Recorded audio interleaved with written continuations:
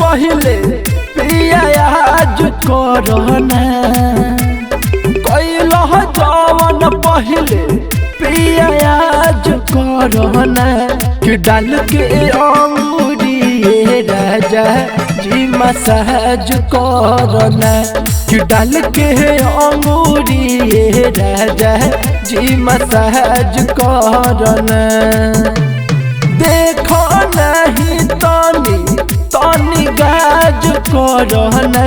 कि डाल के अंगूरी राजा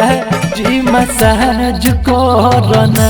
कि डाल के अंगूरी राजा जी मसाज करना आई हो मसाज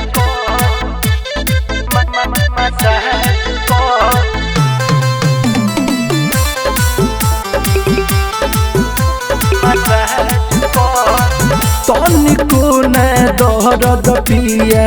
हमके सहल जाता हो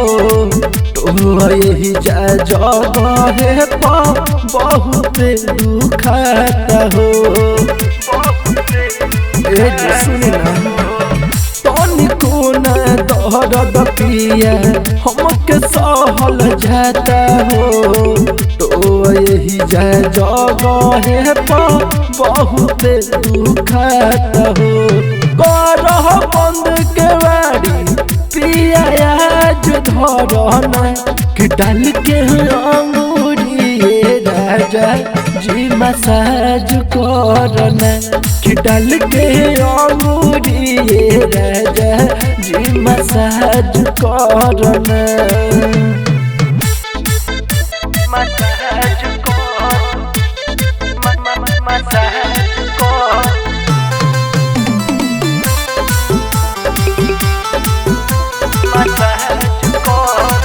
सुतला में गइल रहल राजा जी चहड़ हो उहे दर्द गइल बा अब ही खड़ हो सुतला में गइल रहल राजा जी चहड़ हो उहे दर्द गइल बा अब ही खड़ हो रीत सतिया हमर सही मिजाज करना कि डाल के अंगूरी पिया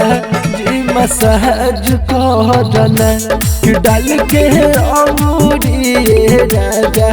जी मसाज करना